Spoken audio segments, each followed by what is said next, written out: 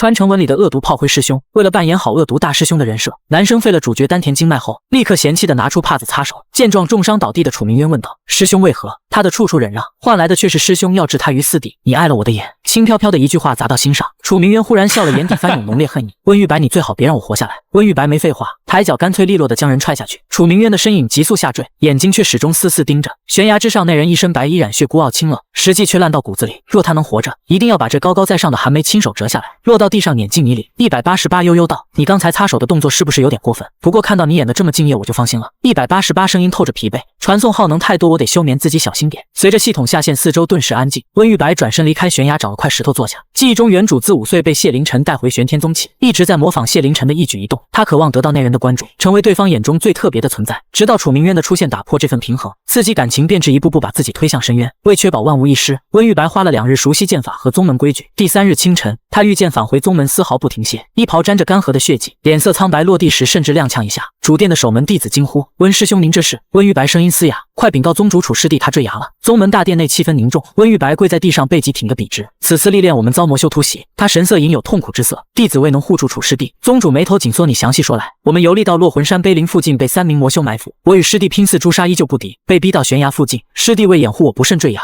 弟子愧对宗门。宗主看见他紧绷的脊梁，叹息：“你素来稳重，此番意外虽非你之过，但身为领队师兄，为护同行弟子安全，按律当受100鞭。”听到温玉白甘愿受罚，未曾辩驳一句，众人心头一颤。几个内门弟子忍不住开口：“师兄已经受伤，100鞭也太重了。历练地点是楚师弟选的，怎么怪罪到师兄头上？”就连几位长老也向宗主求情，毕竟是从小看到大的孩子，第一次受这么重的罚，他们也舍不得。执法长老沉声道：“规矩就是规矩。”却在暗中给执行弟子传音下手倾斜。宗主叹息：“罢了，念你带伤归来已是不易，减去30鞭退下吧。”而温玉白打算换身衣服就去戒律堂。议事堂内，宗主沉思片刻，决定传声给闭关的清衡仙尊。楚明渊的命灯没灭，说明人还活着，只是光芒微弱，处于重伤濒死的状态。换我来何事？只见人缓步入内，一袭素蓝长袍，眸中情绪极淡，不染一丝尘世烟火。宗主沉声：“玉白他们在落魂山遇袭，明渊坠崖下落不明，命灯未灭，但光芒微弱，应该重伤濒死。”丹峰长老皱眉：“这是蹊跷，落魂山有镇魂碑在，魔修向来不敢靠近，怎么会突然出现魔修埋伏呢？”宗主眉头紧锁，恐怕是魔宗另有所图。听闻小徒弟遇险，谢凌晨神色未变，这是我走一趟。执法长老突然出声：“玉白他正在戒律堂行刑，你不去看一眼？”宗主叹息：“那孩子也不休息一下，不知道像谁。”执法长老暗自摇头，去了谢凌晨一眼，还能像谁？他方才已传音弟子手下留情，天生玉白那倔性子，连疗伤丹药都不肯先服一颗。再看眼前这位人家的正经亲师尊，谢凌晨脚步未停，转瞬消失在殿外。既已受罚，何须再看？殿内一时沉寂。刀锋金长老性子豪爽，开口直言：“凌晨这家伙莫不是块寒冰修炼成人？徒弟重伤受罚，他连看都不看一眼。”丹峰和长老冷哼：“上回论到我与他提及，明渊根骨绝佳，修行却滞涩，他倒好，眼皮都不抬一下，一句修行在个人就打发了。”执法长老摇头：“玉白多好一孩子，偏摊上这么个师尊，都被带坏了，冷冰冰的活像第2个清衡仙尊。”宗主揉着太阳穴打断：“等会让玉白去药池泡着，别伤了身子。”戒律堂前的空地上，温玉白褪去外袍，只着中衣，跪在青石板上。他咬紧牙关，受着鞭刑。50鞭时，雪白的中衣已被鲜血浸透，额角渗出细密的汗珠，本就肤色白皙，此刻比纸还要白上几分。他耳边嗡嗡作响，意识模糊，只能隐约听见执行弟子颤抖的声音：“师兄再坚持一下。”最后一鞭落下，执行弟子先受不了，冲上来扶他：“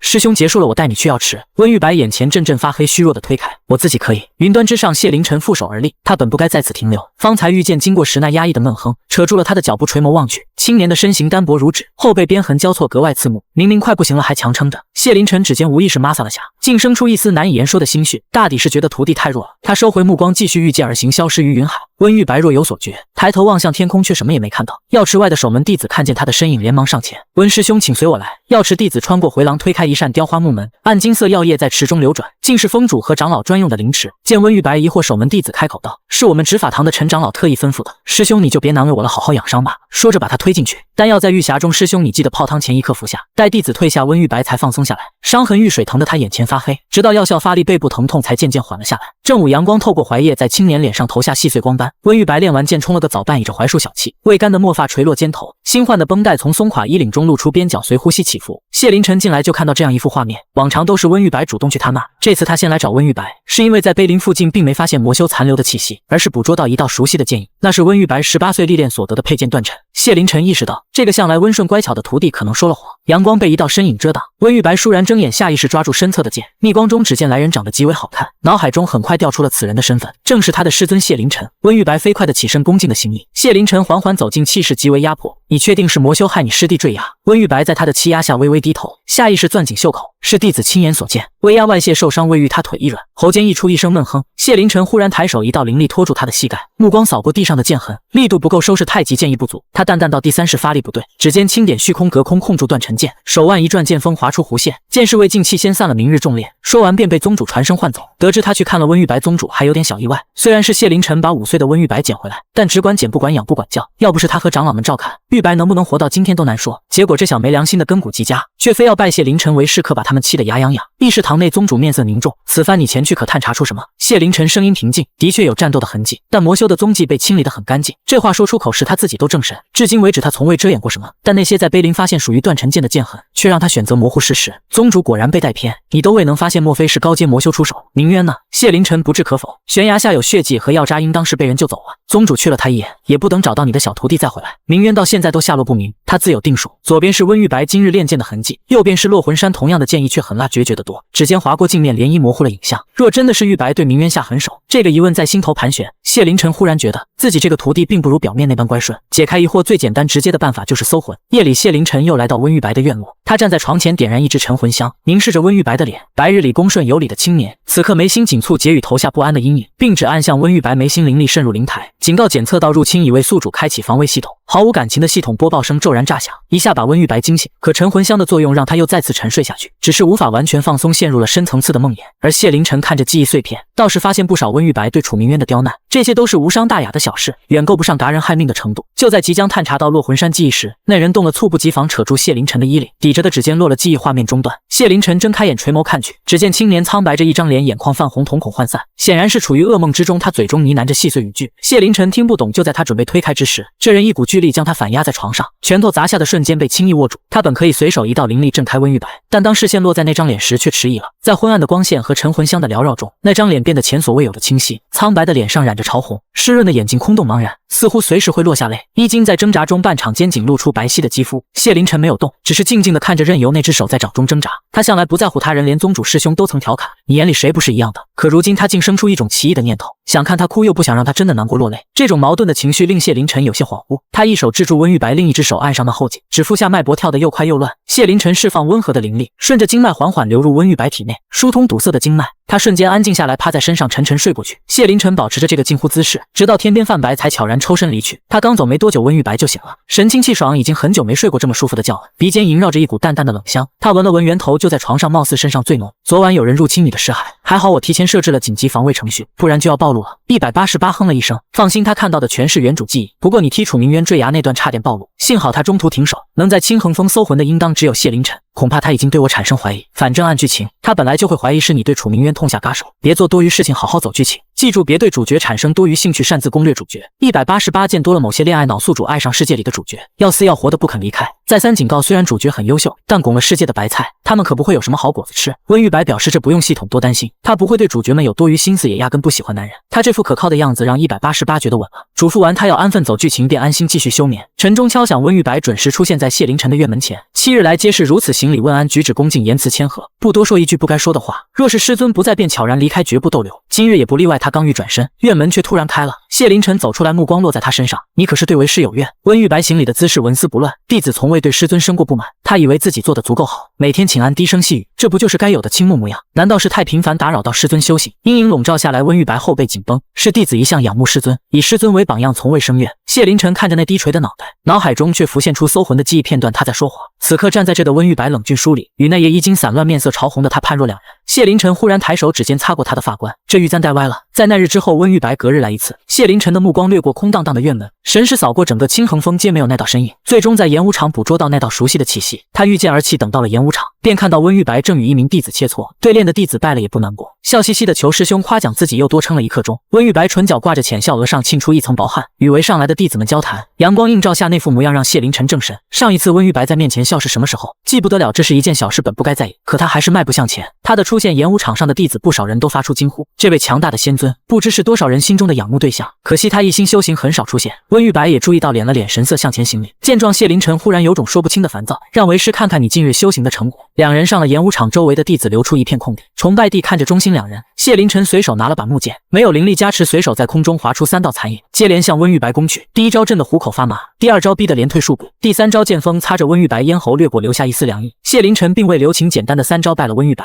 而温玉白刚才使剑使得太用力，背部被牵扯，刚愈合没多久的疤被扯开，血顺着几线滑下，但他却恍若未觉好强，剑势松散，每日加练2个时辰，有什么不懂的可向为师请教。谢凌晨的视线扫过他的背部，掌心多了一个青玉药瓶，伤又裂了，近日练剑收着些。温玉白低声道：“劳烦师尊费心了。”这时宗主一道传声令，让谢凌晨前往大殿有事商议。临走时，谢凌晨把温玉白也带走。剑光落在殿前，温玉白的瞳孔微缩。大殿之内，宗主和其他封主都到了，除他们外，还有一个黑色华服的少年，乖巧的脸上是一双漆黑如墨的眼睛。少年冲温玉白微微一笑，这模样与悬崖之上满身是血的身影重叠在一起。宗主开口介绍，这位少年名叫黎明崖，是黎家遗失在外的小儿子。黎家对上任宗主有过一段恩情，私生子留在家中会有些敏感。另一方面，他也想弥补这个儿子，就送到玄天宗修行。资质上佳，跟着散修练过一段剑，如今已到筑基期。宗主本想收为自己门下，可这小子声称仰慕青衡仙尊，想拜他为师，这才把谢凌晨喊来。温玉白站在一旁看向下方少年，黎明崖若有所感，直直的看过来，四目相对，接着便移开看着谢凌晨。剧情中谢凌晨收下了这个徒弟，反正对他来讲无所谓，收下来还是宗主师兄教导，不会影响到他的修行。不过谢凌晨却开口拒绝，玉白修行有差，教导他以耗费心力，另择良师吧。最终还是宗主收下这个徒弟，并表示这个是关门弟子。伪装成黎明崖的楚明渊态度十分良好，并没有因为被拒绝而表现的不满，这让宗主强压着谢凌晨，有空可以在道上教导下黎明崖，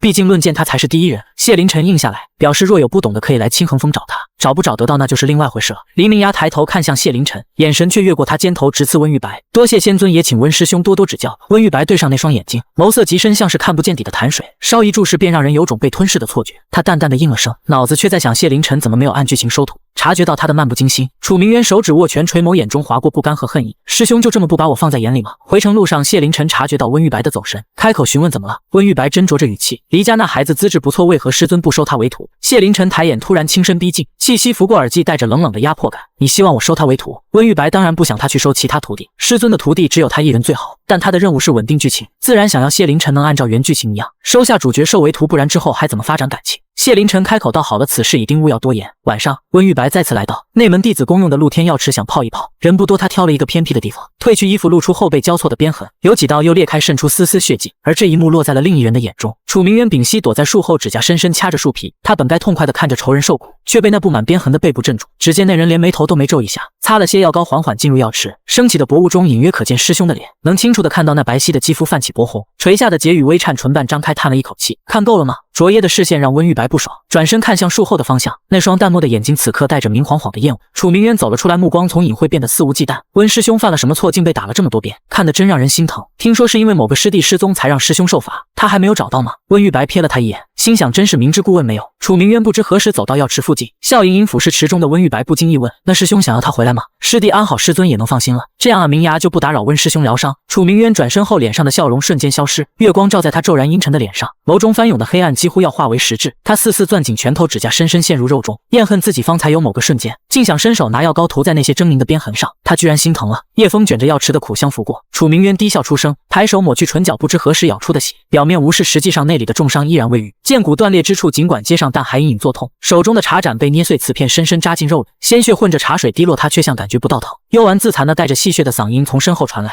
楚明渊猛地回头，看到来者是谁，眼中的戾气才微微收敛。叶兰轩懒洋洋地倚着门框，今日难得穿了件素色长衫，眼角却流露出一丝邪气。他慢悠悠踱步进来，这么大火气啊，该不会是为了你那温师兄吧？楚明渊随意地抹去掌心血迹，这里可是玄天宗内门，你找四别带上我。叶兰轩轻笑，抬手便布了个隔音结界。放心，我好歹也是魔尊。他自顾自倒了杯茶，抿了口，嫌弃的皱眉，将茶杯放在手中晃动把玩。你那位师兄要不要本尊帮你解决了？楚明渊瞳孔骤缩，毫不犹豫地拒绝。别碰他，这事我要亲自解决。他不敢相信温玉白落到魔尊手里会是什么下场，哪怕这位传闻中的魔尊救了自己，但也不认为他是什么心慈手软之人，不过是在自己身上有利可图罢了。我会帮你拿到通天池，其余的你别插手。叶兰轩挑眉笑了一声，将茶杯放在他面前，临走前意味深长地说了句：可别想着什么同门情谊，要知道你已经回不了头了。楚明渊握拳的手指甲嵌入肉中，刚才割开的伤口又开始流血。桌上的茶杯突然化为粉末，茶水没了容器，顺着桌面流到地上。体内伪装成灵气的阴煞之气又开始涌动，刺激的他的眼眸泛红。离开楚明渊的院落，叶兰轩忍不住嗤笑出声。这小子嘴上说着报仇雪恨，眼神却粘在那师兄身上，撕都撕不下来。